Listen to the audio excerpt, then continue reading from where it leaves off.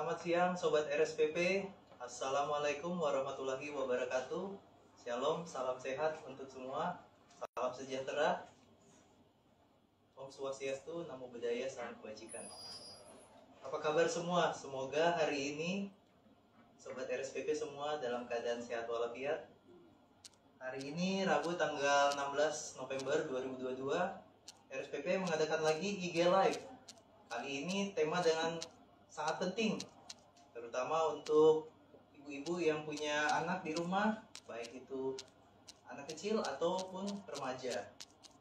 Temanya kali ini adalah bijak dalam menggunakan antibiotik. Demam, haruskah menggunakan antibiotik? Kali ini karena kita masih dalam peringatan Pekan Kepedulian atau Kesadaran Antimikroba Sedunia. Bersama saya, Apoteker Amadius Andalayub, atau boleh dipanggil Mas Deus. Hari ini saya menggantikan rekan saya, Mbak Sarah. Narasumber kita hari ini yaitu Dr. Jihan Samira, MPD Kedokteran, Spesialis Mikrobiologi Klinik. Apa kabar dokter? Baik, Mas. Salam sehat dokter. Dalam IG Live kita hari ini kita akan berbincang-bincang dengan Dr. Jihan selama kurang lebih 30 menit. Untuk Sobat RSPP juga boleh bertanya dengan menulis di kolom chat. Baik, Dr. Jihan, saat ini kita memperingati Pekan Kesadaran Antimikroba Sedunia. Boleh dijelaskan dokter ke Sobat RSPP terutama apa itu antibiotik dan kapan digunakan antibiotik ya dok? Oke, baik, terima kasih Mas Yus. Antibiotik adalah kelompok obat yang digunakan untuk mengobati seseorang yang sakit akibat dari infeksi oleh karena bakteri. Obat ini bekerja dengan cara menghambat mekanisme bakteri untuk dapat hidup dan berkembang. Baik, siap dok.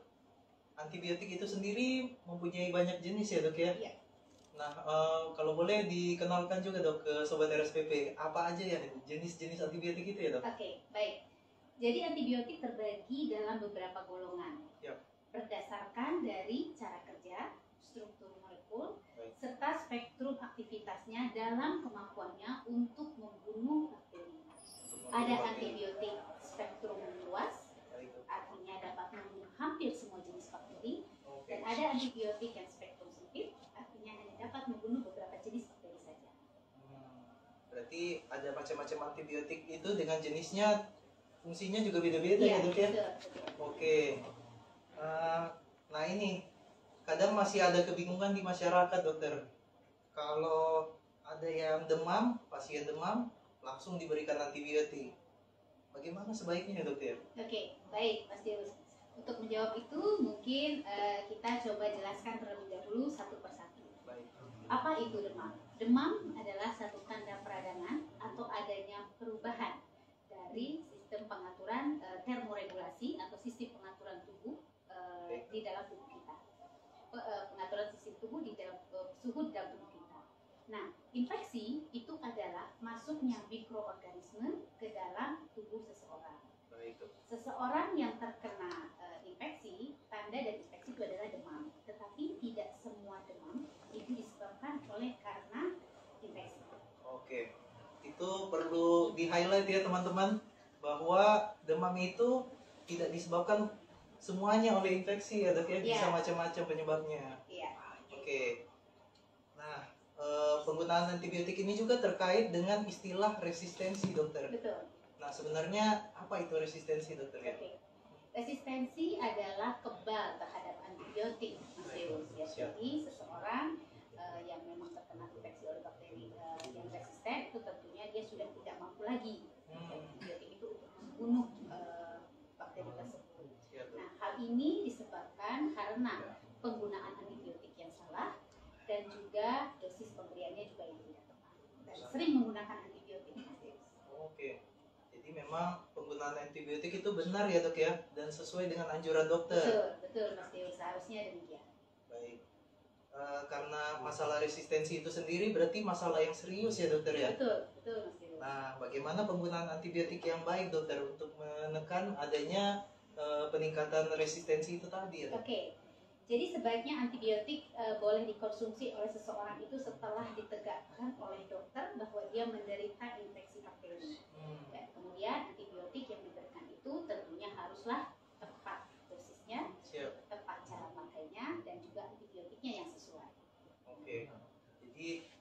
Sobat RSPP sudah mendengarkan sendiri ya dari Dokter Jihan bahwa penggunaan antibiotik itu harus tepat dosis, tepat cara penggunaan, dan juga tepat durasi ya, Iya, Dok ya. betul. Lama pemberiannya Mas Deus. Lama pemberian nggak boleh kurang, nggak boleh lebih. Lebih, betul. Siap. Betul sekali. Oke, sambil menunggu pertanyaan dari Sobat RSPP, boleh Sobat RSPP menulis di kolom chat ya. Nanti kita akan bacain. Oke, sebagai info juga untuk Sobat RSPP di bagian farmasi, Dokter ya. Iya, silakan. Ini boleh ditambahkan juga dikenal istilah dagu sibu. Ini untuk biar mengelola obat atau antibiotik dengan baik di rumah. Nah, dagu sibu itu dapatkan berarti kita mendapatkan antibiotik di lembaga kesehatan yang resmi seperti apotik atau klinik dan rumah sakit. Dan juga jangan lupa mendapatkan antibiotik juga harus setelah berkonsultasi dengan dokter. Itu penting sekali Sobat RSPP. Kemudian dagu itu berarti gunakan sesuai dengan instruksi yang diberikan dokter. Kalau diberikan 2 kali sehari berarti digunakan tiap 12 jam. Atau 3 kali sehari tiap 8 jam. Begitu ya Sobat RSPP. Kemudian simpan antibiotik sesuai dengan kemasan di label obatnya. Bisa di tempat yang suhu ruangan ataupun di kulkas. Yang penting sesuai dengan leaflet obat ya Dok ya. Siap. Yang terakhir buang. Berarti kalau antibiotik sudah selesai dari masa pengobatan tidak diteruskan lagi dan dibuang dengan cara yang benar. Boleh dengan konsultasi dengan apoteker atau dokter di lembaga yang resmi tadi itu. Baik dokter, tetap masih sambil menunggu pertanyaan dari Sobat RSPP. Saya ulangi lagi, kita di IG Live RSPP ini masih membahas tema yang penting ya Sobat RSPP. Kali ini kita juga karena terkait dengan Pekan Kepedulian Antimikroba Sedunia, dokter. Kita masih dengan Dokter Jihan yang adalah dokter spesialis mikrobiologi klinik di RSPP. Masih ada pertanyaan, dokter? Ya, silakan Mas. Untuk antibiotik, apakah ada batasan usia dalam penggunaannya, dok? Antibiotik boleh dikonsumsi, Mas Deus, itu tentunya setelah seseorang itu mendapatkan resep dari dokter. Baik. Tidak ada batasan usia sebenarnya dalam penggunaan antibiotik. Hanya memang penggunaannya tentunya akan disesuaikan ya dengan usianya. Oke. Jadi betul sekali ya dok ya, kita harus berobat ke rumah sakit itu ketemu dokter itu untuk menyesuaikan juga ya. Betul dengan Mas. Usianya, dengan berat badannya ya. Iya, betul. Sehingga semua orang dapat mengkonsumsi antibiotik. Baik, siap. Selanjutnya dok, apa yang harus dilakukan bila terlewat menggunakan antibiotik? Karena saya tahu juga ini dari segi farmasi juga sering ditanyakan dokter. Ditanyakan ya. Karena antibiotik itu harus diminum sering dan tepat waktu dan dalam durasi tertentu. Apa yang harus dilakukan ya dok ya untuk kalau misalnya lupa? Oke. Siap dok. Jika di satu waktu itu kita terlewat minum antibiotik, maka antibiotik tetap dikonsumsi. Kemudian di waktu selanjutnya dan diusahakan untuk waktunya sesuai dengan yang dianjurkan. Misalnya per 8 jam, per 12 jam, atau per 24 jam. Mungkin juga bisa dengan saran menggunakan alarm kali ya dok ya? Atau mengingatkan ke keluarga supaya ingetin saya nanti di jam sekian minum obat gitu ya dok ya? Supaya lebih pas lagi waktunya. Dan dengan terapinya juga lebih benar ya dok ya, sesuai dengan anjuran dokter. Iya. Sebaiknya kita tidak terlewatkan untuk minum dosis antibiotik yang memang dianjurkan. Baik, waduh, ini udah pemaparan dari dokter Jihan udah lebih jelas dan detail ya dokter ya. Terima kasih dokter. Saya ingatin lagi ke Sobat RSPP untuk boleh bertanya, silakan untuk menulis di kolom chat. Masih ditunggu Sobat RSPP. Masih ada pertanyaan dokter? Ya. Untuk obat sirup dok, antibiotik juga kan ada yang diberikan sirup. Ini kan untuk anak-anak terutamanya. Misalnya itu dikonsumsi 3 kali sehari. Dan bila mana masih ada sisa di botol dokter ya. Oh ya. Nah, itu bagaimana ya dok ya? Apakah harus dihabiskan semua? Bagaimana Oke, ya dok? baik. Itu juga mungkin yang sering kita temukan ya Mas Ya. Deus ya di lapangan ya. Ya. Jadi jika antibiotik yang diberikan sudah disesuaikan dosisnya, kemudian takarannya, dan kemudian juga waktunya, maka sisa antibiotik itu tidak perlu dihabiskan. Oke. Ya.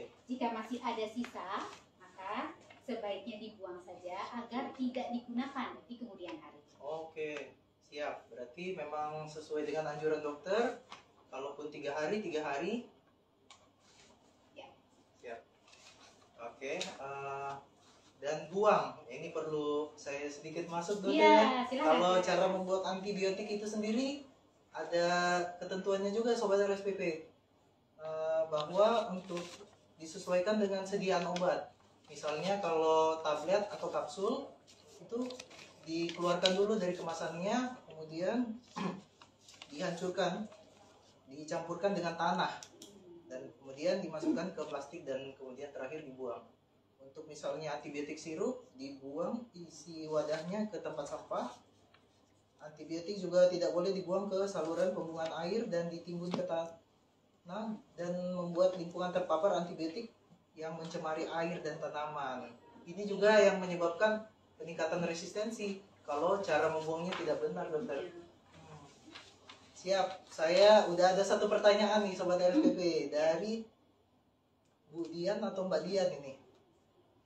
Untuk anak-anak batasan apa dok kalau demam yang dapat diberikan antibiotik?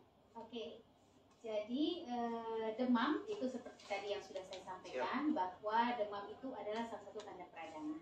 Ya. Jadi belum tentu demam itu adalah disebabkan oleh karena infeksi, ya, baik khususnya mungkin infeksi bakteri. Nah, demam yang indikasi mungkin ke arah ini adalah infeksi bakteri adalah jika seseorang demam yang tidak tinggi turun, ya, mencapai dengan nilai normal. Kemudian jika memang seseorang itu ditemukan adanya pembesaran dari kelenjar, ya, atau yang kemudian ada kita temukan adanya fokal infeksi atau sumber infeksi, misalnya di kelina, kemudian di saluran pernapasan. Nah, itu mungkin yang bisa mengarah demam tersebut mungkin perlu terapi antibiotik. Baik, udah jelas ya untuk Bu atau Mbak Dian dari pemaparan dokter. Selanjutnya ada pertanyaan kedua dari JJ. Antibiotik apa penggunaannya, selalu diminum atau ada jenis yang lain? Gitu. Antibiotik apa penggunaannya selalu diminum? Oke, mungkin maksudnya begini barangkali Mas Deus. Mengapa mungkin antibiotik itu harus habis digunakan? Baik. Ya. Nah, mengapa antibiotik itu memang ketika kita berobat ke dokter, dokter selalu menganjurkan untuk menghabiskan antibiotik tersebut. Ya, betul dok. Ya. Alasannya karena memang walaupun secara klinis atau secara gejala kita sudah membaik, ya, tetapi mungkin saja masih ada sisa bakteri yang belum terbunuh semuanya. Itulah ada durasi waktunya, ya. Kurang lebih mungkin sekitar 5 sampai dengan 7 hari, tapi itu juga tergantung dari nanti antibiotik yang diberikan. Nah, itu memang harus dihabiskan sesuai dengan waktu yang dianjurkan. Ya, betul ya dok ya. Berarti memang dalam durasi penggunaan dan instruksi dari dokter itu tetap harus diminum sesuai dengan anjuran dokter ya dok? Sesuai dengan anjurannya dan lama waktunya. Oke, siap. Ini makin banyak ya pertanyaan sobat RSPP ini. Berarti tema kita udah semakin menarik ya? Iya. Oke, pertanyaan ketiga dari Siska. Mau tanya Mas Deus, kalau tidak bisa pakai tanah, ada cara pemusnahan lain? Oke, saya langsung menjawab ya dok ya, izin. Silakan. Dari farmasi, ini antibiotik itu bisa dengan dihancurkan jika dalam bentuk padat, lalu dibuang ke wastafel. Kemasannya bisa dihancurkan dan dirusak sebelum dibuang.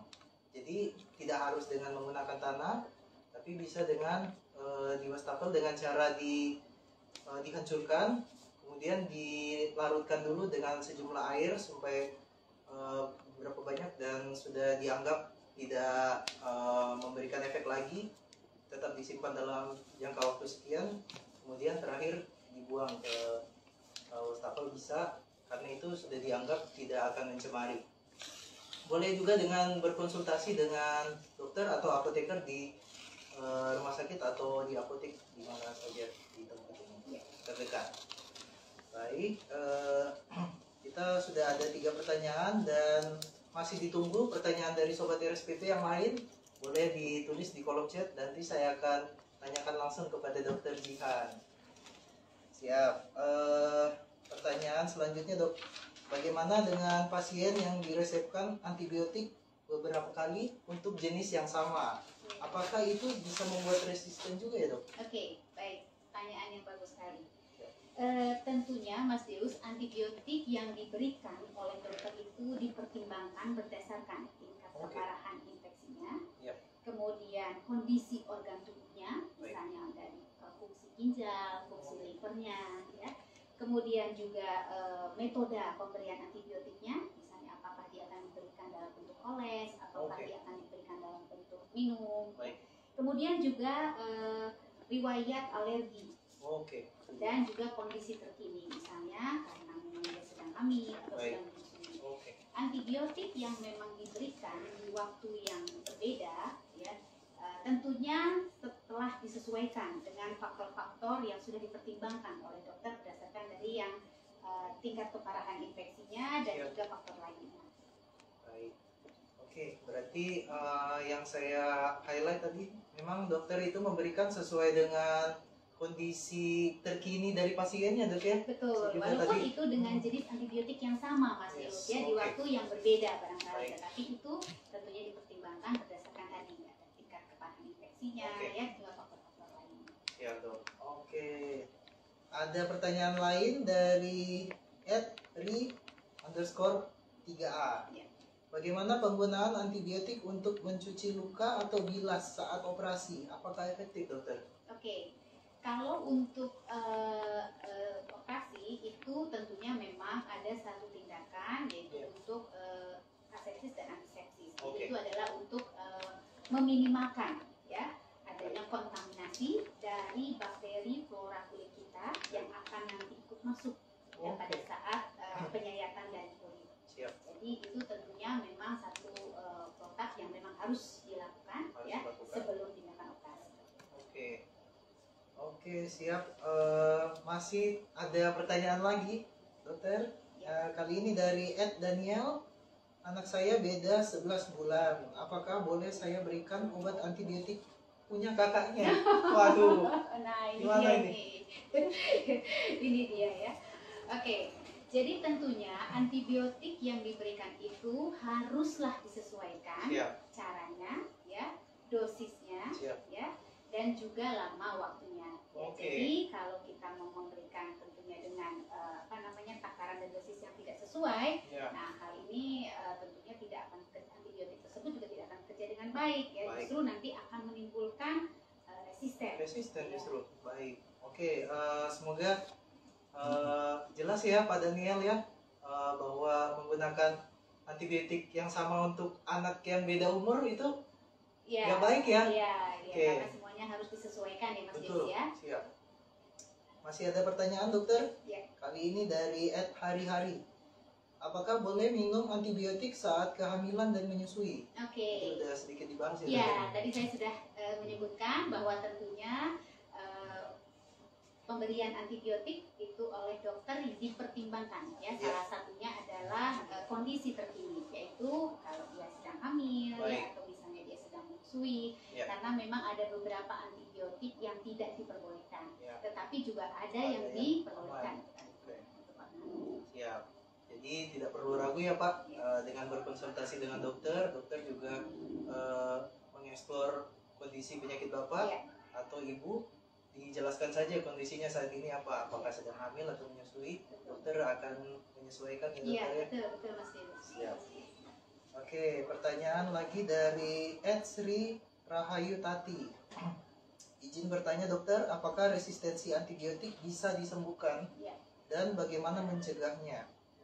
Oke, ini sedikit sudah dibahas Iya, pada tadi di sudah awal ya. dibahas tadi ya, yaitu tadi untuk mencegahnya adalah tentunya kita mengkonsumsi antibiotik. Siap. Itu sesuai dengan yang sudah diresepkan oleh dokter. Kemudian juga kita menggunakan antibiotik itu adalah tepat dosisnya, Dosis. kemudian caranya, serta lamanya. Lamanya. Ya. Oke, siap dok. Oke, saya ulang lagi. Hari ini kita IG Live RSPP dengan tema bijak menggunakan antibiotik. Karena ini terkait dengan tema kita hari ini, yaitu Pekan Kesadaran Antimikroba Sedunia. Di IG Live hari ini saya sebagai moderator yaitu Ahmadius Sandalayuk, atau boleh dipanggil Mas Deus. Kita masih bersama narasumber kita yaitu Dr. Jihan. Beliau adalah dokter spesialis mikrobiologi klinik di RSPP.